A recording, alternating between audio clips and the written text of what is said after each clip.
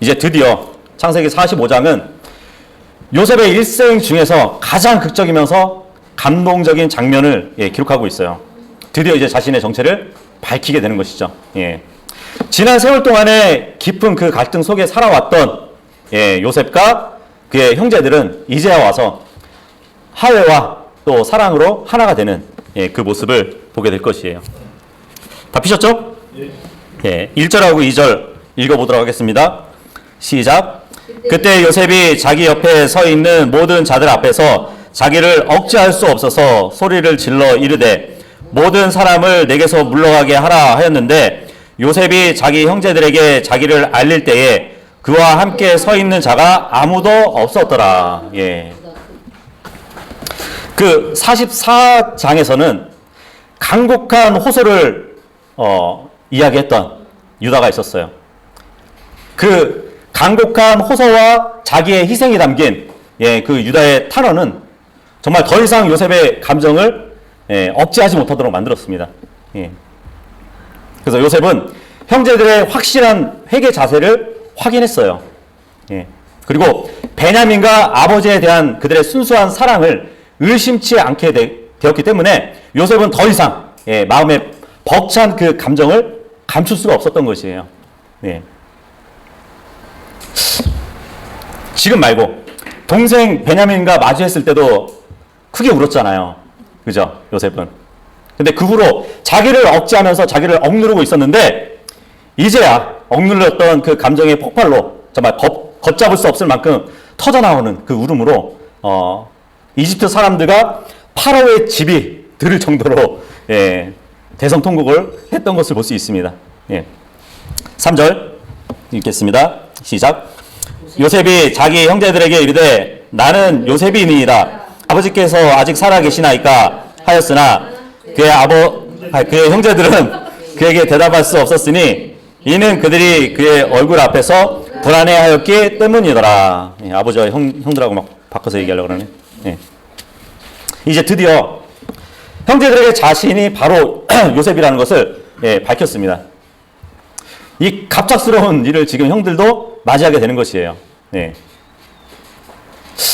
형제들은 요셉 앞에서 굉장히 불안했을 겁니다. 그죠? 내가 요셉이에요. 딱 그랬을 때 순간 그들 그 감정이 어떻겠어요? 요셉을 팔았던 자신들의 눈이 그 요셉을 보게 된 것이잖아요. 순간 자기들에게 닥칠 그의 심판이 두려웠을 겁니다. 그죠? 마찬가지죠. 나중에 예수 그리스도가 지금 어떻게 보면 요셉은 예수 그리스도의 모형이잖아요. 그리고 형제들을 만나는 장면이잖아요. 나중에 예수님이 이 땅으로 재림하실 때도 이스라엘 백성들은 예수 그리스도를 보게 돼요. 예수님을 찌른 그들이 보고 굉장히 두려움으로 주님을 볼 것입니다. 그러한 모습도 미리 그림으로 보여준다고 볼 수 있겠죠. 4절 읽겠습니다. 시작. 요셉이 자기 형제들에게 이르되 원하건대 내게 가까이 오소서 하니 그들이 가까이 가매 그가 이르되 나는 당신들의 동생 요셉이니 곧 당신들이 이집트에 판 자니이다. 큰 소리를 울고 나서 지금 요셉이 자신의 정체를 형제들한테 밝혔을 때 형들은 정말 놀라 자빠졌을 거예요. 말문이 막혔을 겁니다. 형제들은 돈 몇 푼에 미디안 사람들에게 요셉을 팔아넘겼었잖아요. 그죠? 근데 이 요셉이 이집트의 총독이 될 것이라는 그러한 상상도 못했을 것이에요. 오히려 그렇게 상상하는 것이 정신 나간 일이었을 것이에요. 그죠? 그런데 그 요셉이 자신들이 팔았던 요셉이 총독으로 딱 자기들 앞에 서 있는 것이에요. 근데 더 큰 충격적인 것은 이 형제들은 요셉에게 용서받지 못할 큰 죄를 지었다는 그 사실이 그 사실이라는 것이죠. 그 범죄 심리학에 의하면 범죄자들의 공통적인 현상이 있대요. 그게 뭐냐면 극도의 불안감이래요. 그래서 요셉의 형들은 동생 요셉을 확인하는 순간 반가움이 앞서야 되는데 그렇지 못하고 자신들이 지은 죄에 대한 벌을 생각하게 된 것이에요. 그런 두려움이 굉장히 엄습해 있었을 겁니다.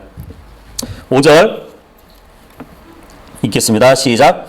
그러므로 이제 당신들이 나를 이곳에 팔았다고 해서 근심하거나 당신들 스스로에게 노하지 마소서. 하나님께서 생명을 보존하시려고 나를 당신들보다 앞서 보내셨나이다. 예. 요셉은 자기를 보고 불안해하는 형제들에게 즉시로 안심을 시키는 그 모습을 볼 수 있습니다.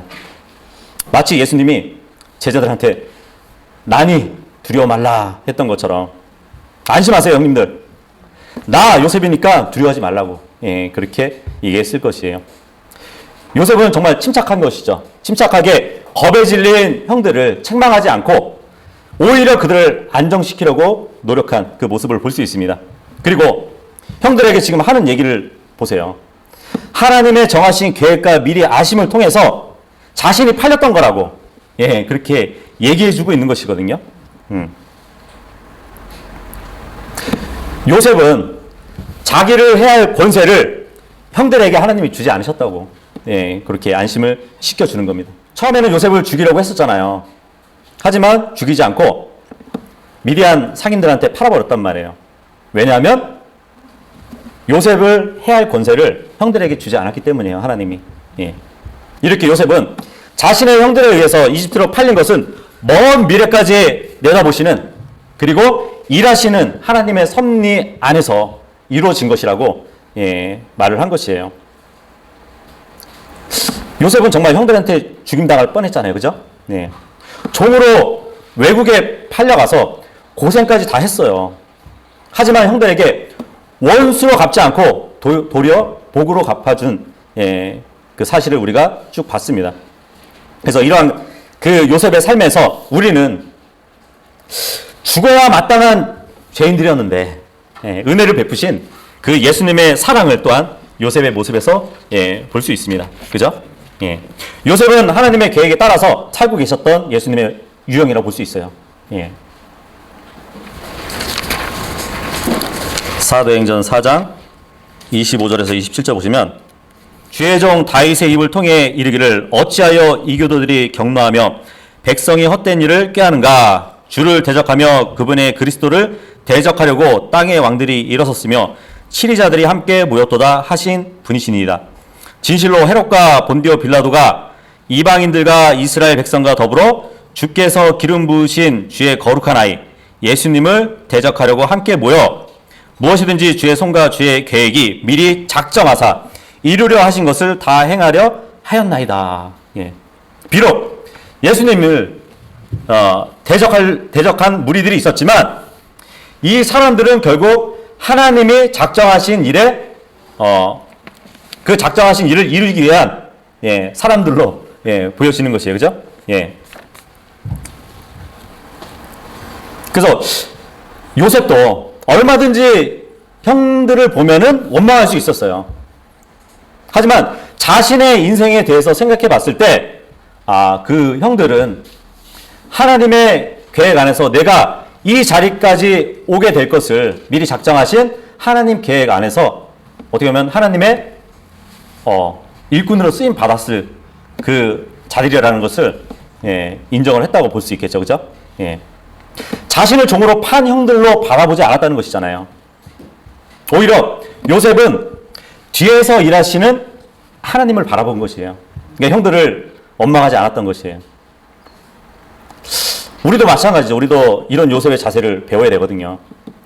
만일 요셉이 본문 4절에서 일어난 사건까지만 보았다면 형님들을 원망했을 것이에요. 원망하면서 살았을 겁니다. 하지만 요셉은 그 너머에서 역사하시는 하나님을 본 것이에요. 5절 이하의 사건까지 봤단 말이에요. 그래서 지난 22년 동안 갈등 속에 살아왔던 그 요셉과 그의 형제들, 그 긴 세월 동안 서로 연단되고 훈련되어서 이제 이 만나는 때가 되어가지고 서로 화해와 사랑으로 하나가 되게 된 것이에요. 그러니까 모든 계획은 하나님이 이루셨다는 것이죠. 돌아와서 6절하고 7절이요. 시작. 이 땅에 이 2년 동안 기근이 있었으나 아직 5년이 남아있어 그동안 밭을 갈지 못하고 수확하지도 못하리이다. 하나님께서 당신들을 위해 후손을 땅에 보존하시며 큰 구출로 당신들의 생명을 구원하시려고 나를 당신들보다 앞서 보내셨나니. 예. 시편 105편 17절의 기록을 보면은 이집트의 빵 지팡이를 부러뜨리셨다고 주님이 그 기록을 하고 계시거든요. 그 빵 지팡이, 빵 지팡이가 뭐라고 그랬죠? 사람들이 빵을 의지하면서 사는 것을 부러뜨려 버리셨다는 얘기잖아요. 그래서 6절에 지금 보니까 수확하지 못한다는 말이 곧 빵 지팡이를 주님이 부러뜨리신 것이에요. 다시 말해서 수확으로 얻어질 식량줄을 끊어버리신 거예요, 주님은. 그럼에도 불구하고 그 기간 중에 이스라엘 백성들을 구하실 방도로 누구를 미리 보냈냐면 요셉이란 얘기예요. 네. 형들이 요셉을 팔고 요셉이 이집트로 와서 보디발 집에서 고생하다가 감옥에 갔다가 지금 여기까지 왔잖아요. 그죠? 근데 이것은 주님이 요셉을 앞서 보낸 그 계획이 있었던 것이란 말이에요. 근데 아직 기근이 5년이나 남아있는 그 시점에서 지금 요셉이 말을 하고 있는 것이에요. 네. 그러니까 사람들이 생각할 수 없는 하나님의 계획이 있었던 것이죠. 8절하고 9절 읽겠습니다. 시작. 그런즉 이제 나를 여기로 보낸 이는 당신들이 아니요 하나님이시니이다. 그분께서 나를 파라오에게 아버지가 되게 하시고 그의 온 집의 주가 되게 하셨으며 이집트 온 땅 전역을 다스리는 치리자가 되게 하셨나이다. 당신들은 속히 내 아버지께 올라와 그분께 이르되 아버지의 아들 요셉이 이같이 말하나이다. 하나님께서 나를 온 이집트의 주로 세우셨으니 지체하지 말고 내게 내려오소서. 여기 8절 보니까 이제 나를 여기로 보내니는 당신들이 아니요 하나님이시니이다. 예, 이야기를 하고 있습니다. 하나님의 주권을 볼 수 있죠. 그죠? 예. 우리 믿는 사람들이라고 해도 굉장히 이제 헷갈려 하는 부분이 이거예요. 우리가 하나님의 주권대로 사는 건가? 아니면은 우리 스스로 자유의지로 사는 건가? 예. 근데 너무 한쪽으로 치우쳐지면은 극단적인 생각이에요. 예, 우리는 그것을 피해야 됩니다. 모든 역사는 하나님의 주권에 의해서 성취돼요. 그죠? 예. 그런데 그 일을 이루어가는 것은 인간의 자유의지예요. 그래서 하나님의 주권과 인간의 자유의지는 함께 공존을 합니다. 예. 이 하나님의 주권, 인간의 자유의지는 동시적이에요. 그리고 상호 보완적이고 뒤섞일 수는 있지만 두 가지 모두가 기본 속성이 그대로 독립적으로 유지된다는 사실이에요. 예. 그러니까 세상은 뭐 하나님의 주권대로만 움직인다 하면은 사람의 자유의지가 필요 없는 거잖아요. 로봇처럼 그냥 살아야 되는 거잖아요. 예. 하지만 주님의 주권은 있어요. 그런데 사람의 자유의지로만 이 세상이 흘러간다고 생각해 보세요. 예. 그러면 주님의 계획과 뜻은 어떻게 세워지죠? 그죠? 예. 그래서 지금 8절에 이 요셉의 말은 하나님의 주권과 인간의 자유의지를 잘 해석해 준 말이라고 보시면 됩니다. 신학적으로 보면 이제 대립되는 두 신학 체계가 있거든요. 하나는 칼빈주의고 하나는 알미니안주의라고 그래요. 칼빈주의는 하나님의 주권만이 있다, 그렇게 가르칩니다. 모든 창조, 사람들의 구원까지도 하나님의 주권에서 다 이루어진다고. 왜냐하면 사람은 자유의지를 완전히 상실했다고 그렇게 얘기를 해요. 허물과 죄로 완전히 죽어버려가지고 자유의지를 행사할 수 없다고 그렇게 가르칩니다. 그런데 또 하나의 요소가 뭐냐면 알미니안주의예요. 알미니안주의는 사람의 자유의지를 너무 강조하다 보니까 잘못 가르쳐지는 것이거든요. 예. 세상에 그렇게 흘러간다고. 예. 근데 우리는 어떤 입장이 돼야 되냐면 이 두 가지 요소가 하나의 방식을 이룬다는 그것을 채택하면 돼요. 그 중간에서 헤맬 필요가 없습니다. 그 두 가지가 다 하나로 주님의 뜻을 이뤄간다고 보시면 됩니다. 그리고 또 8절에 또 보면 그분께서 나를 파라오에게 아버지가 되게 하시고 온 집의 주가 되게 하셨대요. 아버지가 되게 하시고 파라오가 나이가 더 많았을 텐데 왜 요셉이 아버지가 되죠? 그리고 이집트를 다스리는 주로 하나님이 삼으셨다고 합니다. 이게 무슨 말일까요? 사사기 17장 7절에서 10절까지 보시면 유다 가족에 속한 베들레헴 유다에서 나온 한 청년이 있었는데 그는 레이 사람이며 거기서 체류하였더라. 그 사람이 자기가 처소를 찾을 수 있는 곳에서 체류하려고 그 도시 베들레헴 유다를 떠나 이동하다가 에프라임 산으로 가서 미가의 집에 이르매 미가가 그에게 이르되 너는 어디에서 오느냐 하니 그가 미가에게 이르되 나는 베들레헴 유다에서 온 레이 사람으로 내가 처소를 찾을 수 있는 곳에서 체류하려고 가나이다 하매 미가가 그에게 이르되 나와 함께 거하며 나에게 아버지와 제사장이 되라. 내가 해마다 은 10세겔과 의복 한 벌과 양식을 내게 주리라 하므로 이에 그 레이 사람이 거기로 들어갔더라. 여기 보니까 아버지라는 말이 나오죠.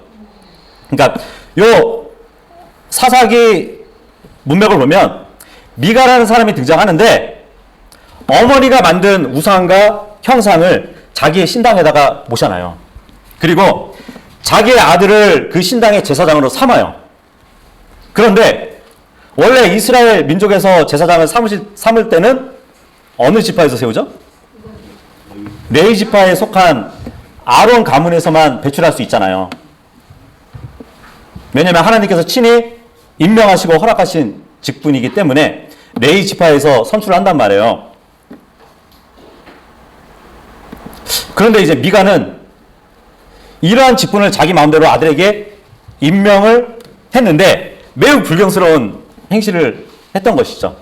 그런데 아들을 제사장으로 삼은 미가가 아무래도 이 행위가 율법에 거스르는 일이라 마음이 편치 못했던 것이에요.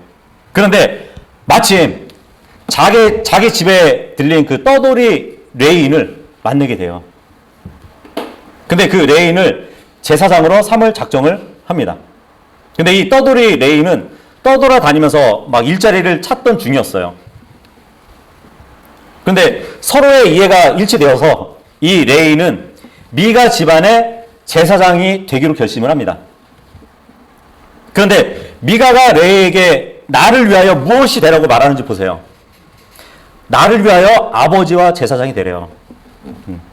아까 요셉도 파라오의 아버지가 되도록 주님이 만드셨다고 얘기했잖아요. 그죠? 그렇다면 창세기 본문의 요셉이 파라오에게 아버지가 되게 하셨다. 이 말의 의미를 우리는 알 수 있어요. 사사기의 기록과 마찬가지로 아버지라는 말은 제사장 혹은 그 종교적인 좋은 자를 의미하는 것이에요.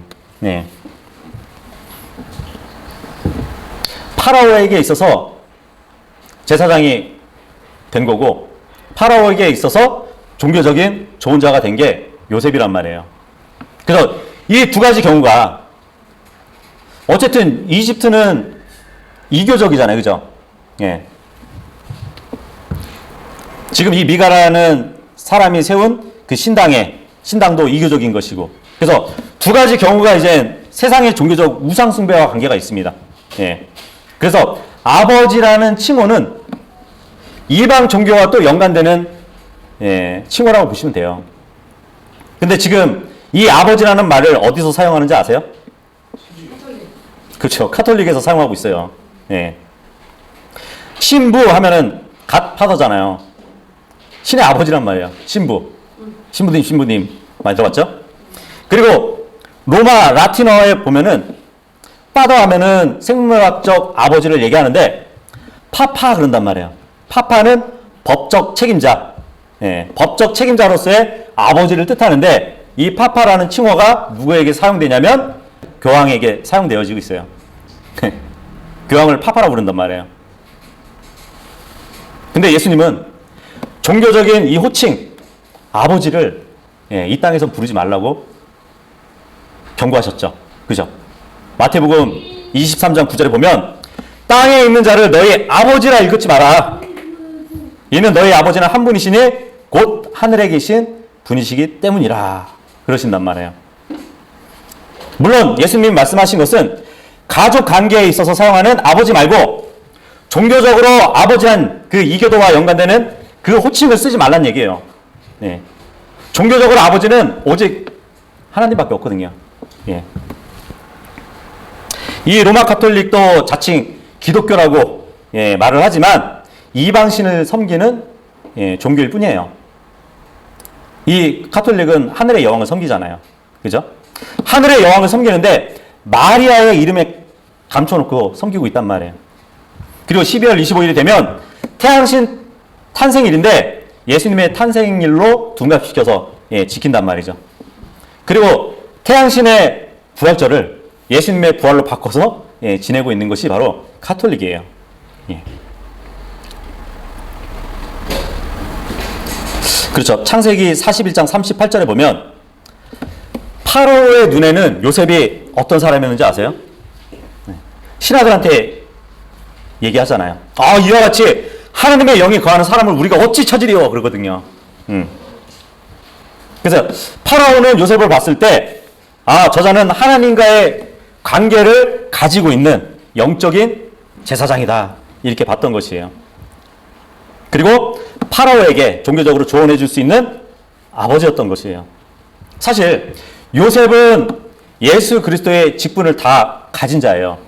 네. 왜냐하면 지금 파라오에게 있어서는 제사장이란 말이에요. 예수님은 제사장이에요. 그죠? 예, 제사장 직분을 갖고 계세요. 요셉은 이집트의 풍년과 흉년을 미리 예측한 사람이에요. 미리 예언한 사람들을 뭐라고 그러죠? 대언자라고 부르죠. 예, 예수님도 대언자의 직분을 갖고 있었죠. 그리고 아까 8절에 보면은 요셉이 이집트의 주로 만들어 주셨다고 하나님이. 그죠? 주 하면은 통치하는 거잖아요. 예수님의 왕의 직분을 똑같이 가지고 있는 요셉을 우리가 볼 수 있는 것이에요. 네. 그렇게 보면은 정말 예수 그리스도의 모형이 된다 보시면 되죠. 네. 우리가 9절도 읽어봤죠? 네. 근데 여기 9절에 보니까 본문 돌아와서 45장 9절에 보니까 그 하반부에 나를 온 이집트의 주로 세우셨다고 그렇게 얘기하면서 지체하지 말고 내게 내려오소서 그러거든요. 비록 요셉은 자신이 형들의 동생임을 알렸어요.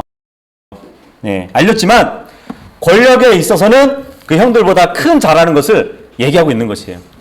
나를 이집트의 주로 세우셨다고.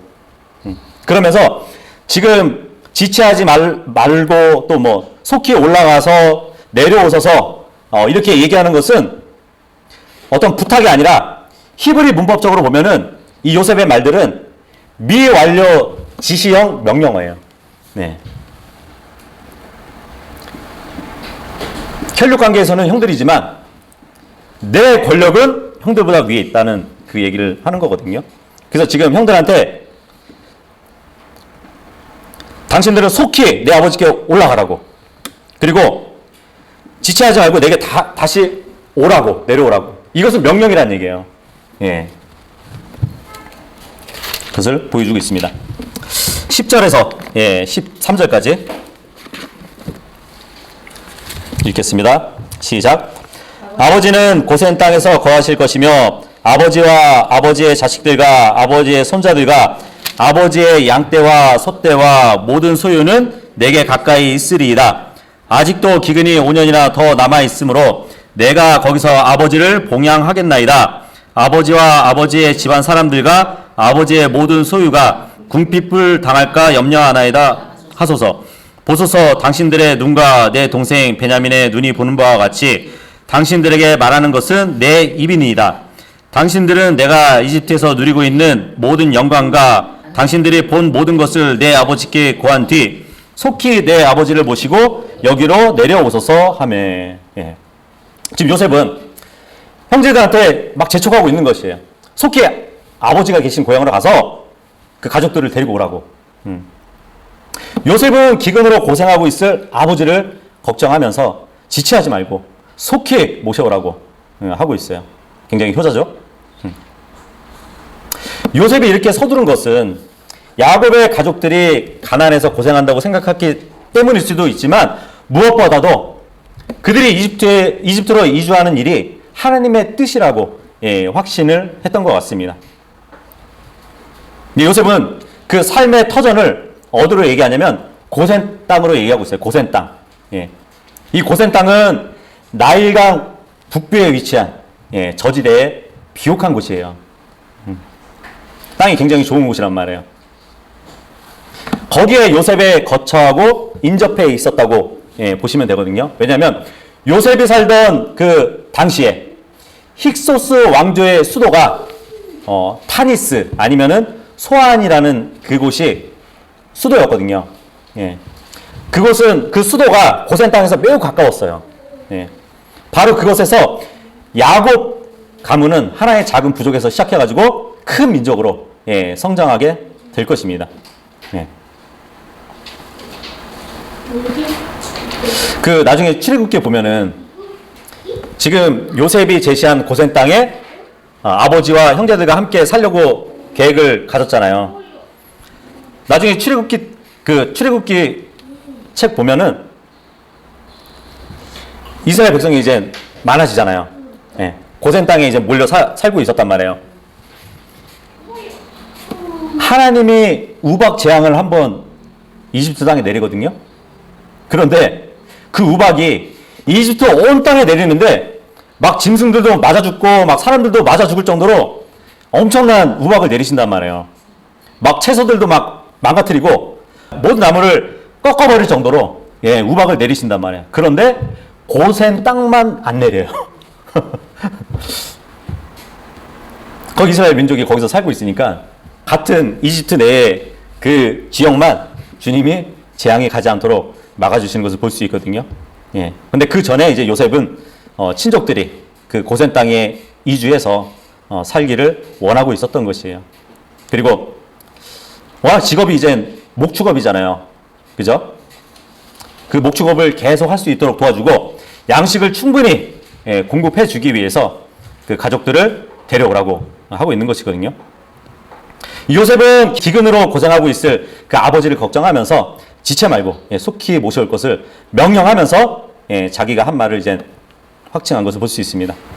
이렇게 요셉이 고센 땅을 딱 준비하고 자기 아버지와 친족과 가족들을 데리고 오라고 하잖아요. 마치 그거 같지 않나요? 예수님이 제자들한테 내가 아버지 집에 갈 것이라고 가면은 우리를 위한 저택들을 마련해 주신다고 하시잖아요. 그런 준비를 해주시는 예수님을 또 이렇게 보게 됩니다. 12절에 보시면은 베냐민의 눈이 보는 바와 같이 당신들에게 말하는 것은 내 입이니이다 그러죠. 이게 무슨 말일까요? 형제들한테 당부하고 명령하고 했는데 당신들이 보는 것처럼 내 입이 지금 말하고 있다고. 이게 무슨 말을 하는 것일까요? 창세기 42장 23절을 보면 요셉은 형들하고 제외했을 때 통역사를 두고 얘기했어요. 그죠? 근데 지금 형들하고 직접 얘기하고 있는 것이에요.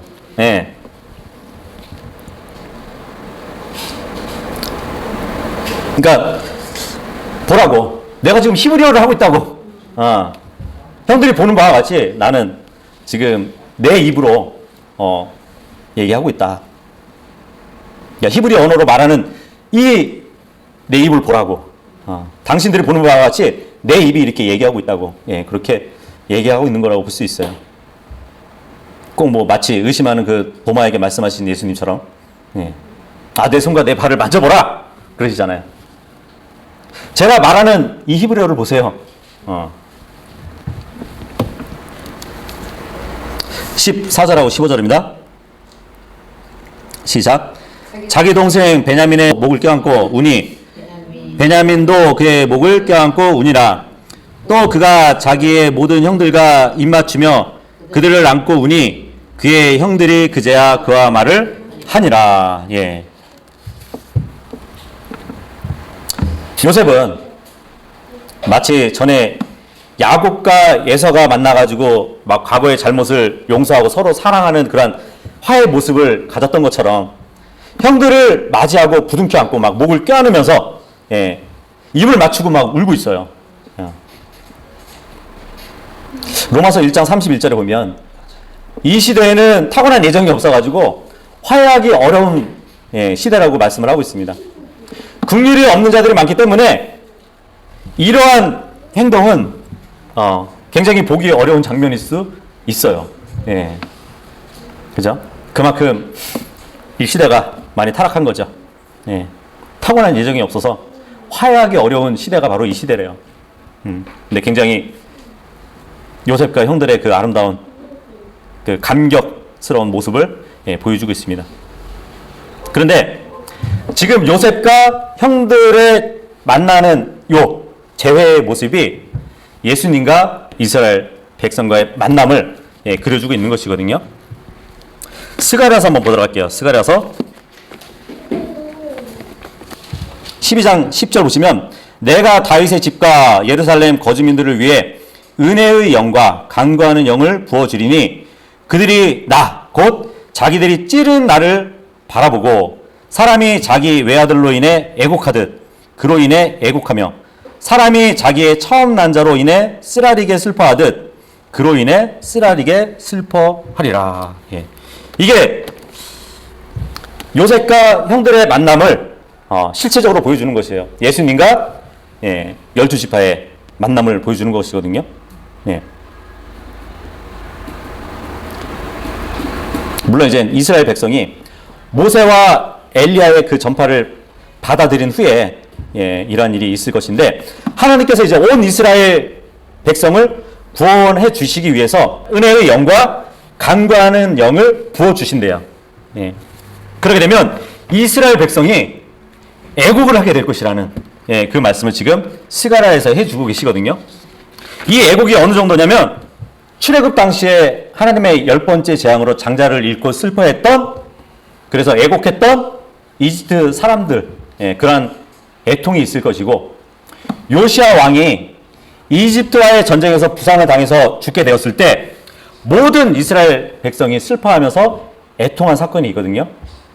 그러한 것 같은 애국이 있을 것이라는 말씀을 하고 있는 것이에요. 그래서 주님의 재림 때에는 예루살렘 거주민들이 슬퍼할 것이라는 말씀을 하고 있는 것입니다. 예수님을 보면은 반가워야 되잖아요. 근데 자신의 민족이 메시아를 죽였단 말이죠.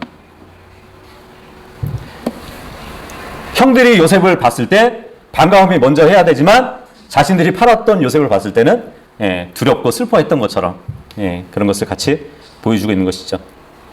이스라엘 백성들은 슬퍼할 것인데 이 슬픔은 뭐냐면 회개의 슬픔이에요. 회개의 슬픔. 고린도후서 7장 10절에 보면 하나님의 뜻대로 하는 근심은 회개를 이루어서 후회할 것이 없는 구원에 이르게 한다고 하잖아요. 주님의 재림하시면 그 슬픔 가운데 근심을 하게 될 것이에요. 그 근심은 회개를 이루는 근심이에요.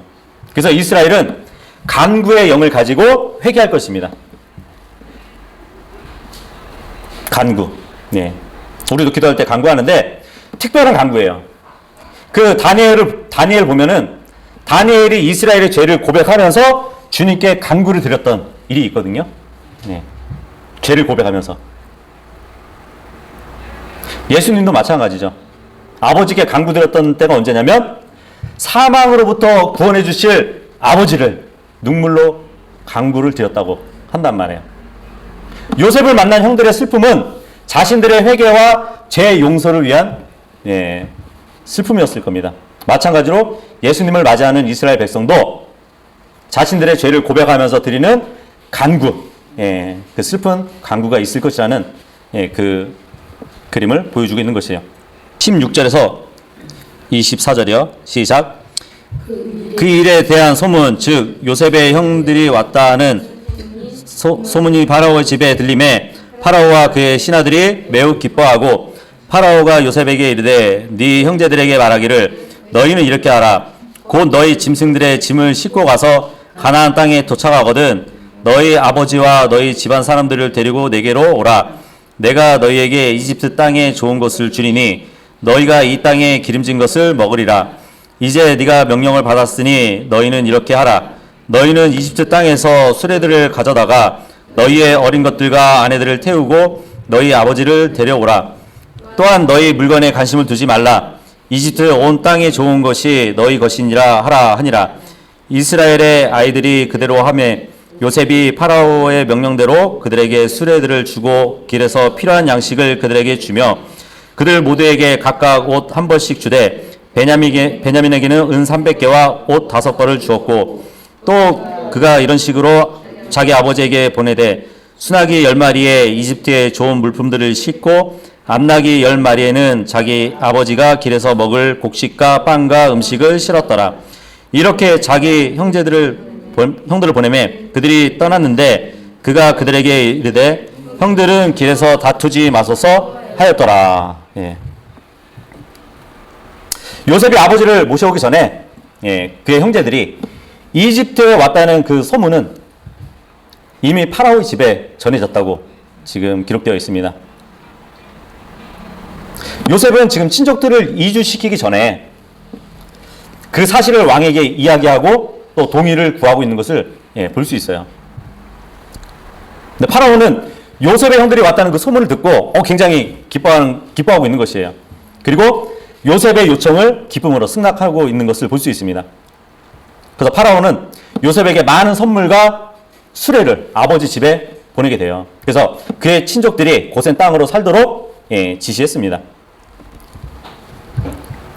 여기 보니까 형제들에게 이렇게 나눠준 그 음식과 또 옷을 보이는데 다른 형제들보다 그 베냐민은 이전에 보니까 음식을 5배로 받은 거 기억나세요? 근데 여기 보니까 이번에는 옷을 5배로 많이 주는 것을 볼 수 있습니다. 요셉은 파라오의 명령대로 형들에게 이제 수레를 줘요. 그리고 많은 선물을 싣고 가나안 땅으로 가도록 했습니다. 그 이집트의 땅은 평지가 많았기 때문에 보편적으로 이렇게 수레를 사용을 했습니다. 근데 여기 보니까 요셉은 이전에 아버지한테 받은 가나안의 좋은 물품들을 선물로 받았었잖아요. 뭐 유황, 꿀, 향료, 몰약, 그리고 견과류하고 아몬드 이것을 받은 적이 있었잖아요. 그것의 답례로 이집트의 좋은 물품을 선물로 이렇게 수레에 실어서 지금 보내는 것 같아요. 형들을 보내면서 지금 요셉이 마지막 당부하는 것이 뭔지 아세요? 가면서 싸우지 말래요. 여행을 하는 동안에 형제들이 서로 다툴 것을 염려하고 있어요. 특히나 자기에게 행한 짓에 대해서 누가 더 심하게 잘못했는지 시시비비를 따질 것 같은 걱정이 있었나 봐요. 그죠? 요셉의 형들은 처음 티격태격 했을지도 몰라요. 난 그래도 그때 사실 팔아넘기기 싫었다고 나는.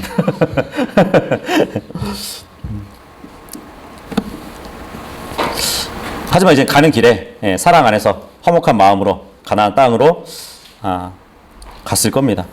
서로 용서하기를 요셉으로 인해서 형들이 서로 용서할 것은 마치 에베소서 4장 32절에 서로 친절히 대하며 상냥한 마음을 품으며 서로 용서하기를 하나님께서 그리스도로 인해서 너희를 용서한 것 같이 하라 그러거든요. 그리스도가 우리를 용서하신 것처럼 서로를 용서하라 그러잖아요. 마찬가지로 이 형들은 요셉에게 용서를 받았어요. 요셉에게 용서를 받은 것처럼 이 형들은 서로에게 용서를 했어야 되는 것이 마땅하다는 것이죠. 그죠? 25절에서 28절입니다. 시작. 그들이 이집트에서 올라온 뒤 가나안 땅으로 들어가 자기들의 아버지 야곱에게 와서 야곱에게 고하여 이르되 요셉이 아직 살아있으며 그는 이집트 온 땅의 총독이니이다 하매 야곱이 그들의 말을 믿지 아니하였으므로 그의 마음이 무너져 내렸더라. 그들이 요셉이 자기들에게 한 말, 곧 그의 모든 말을 야곱에게 고하매 요셉이 자기를 데려가려고 보낸 수레들을 야곱이 본 뒤에야 그들의 아버지 야곱의 영이 소생하였더라. 이스라엘이 이르되 조카도다. 내 아들 요셉이 아직 살아있으니 내가 죽기 전에 가서 그를 보리라 하니라. 예. 이집트를 떠났던 그 요셉의 형제들은 긴 여정을 마치고 이제 가나안 땅을 밟자마자 제일 먼저 아버지를 찾아가서 요셉의 소식을 전했어요. 예. 아, 요셉이 살아있고 이집트에 총독이 되어 있다고. 예. 야곱은 형제들의 말을 굉장히 근거 없는 이야기로 들었을 겁니다. 그죠? 믿을 수가 없었을 것이에요. 아, 요셉의 소식에 마음이 무너져 내릴 뿐이었어요. 근데 야곱은 요셉이 보낸 그 수레를 보고 나서야 자식들의 말을 믿게 됩니다. 그들이 말한 그 말이 사실이라는 것을 확실하게 믿게 된 것이에요. 그래서 사람은 눈으로 봐야 네, 믿나 봐요. 그래서 야곱은 자신의 영이 소생했다고 합니다. 예. 그의 영이 소생했다고 했을 때, 아, 성령님이 이 야곱의 이름을 이스라엘로 바꿔주는 것을 보여줘요. 그죠? 네. 야곱은 108세 때에 17살의 요셉을 잃었지만 그가 죽기 전 130세에 지금 요셉을 보게 된 것이에요. 요셉과 함께 17년을 살다가 147세로 이제 조상들에게 합쳐질 것입니다.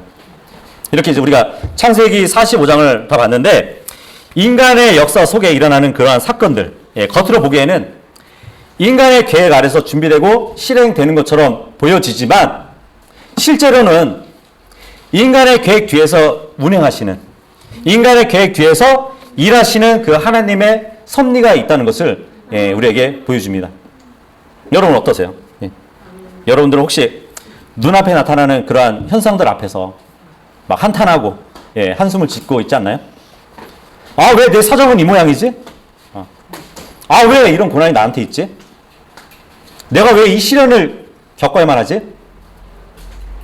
그러면서 인생을 막 원망하고 막 주변 사람을 원망하면서 살지 않나요? 아, 이 형제는 왜 나에게 이런 상처를 주지? 왜 상처를 주시네?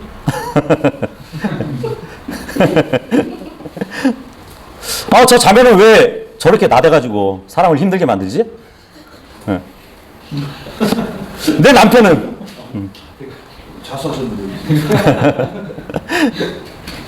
내 남편은 내 아내는 왜 이럴까? 하면서 막 한숨 짓지 않나요? 왜 나는 이렇게밖에 살지 못하지? 내 신앙생활은 왜 이 정도밖에 안 되지? 우리가 정말 성도라면 오늘 나타난 이 일들의 그 너머에서는 역사하시는 하나님을 바라봐야 돼요. 합력해서 선을 이루시는 하나님을 바라봐야 됩니다. 우리도 요셉처럼 보이지 않게 일하시는 하나님을 바라보면 우리가 가지고 있던 원망을 몰아낼 수 있고 불평을 몰아낼 수 있고 한숨을 몰아낼 수 있어요. 그래서 온전한 믿음 생활을 할 수 있는 모두가 될 수 있기를 바라겠습니다.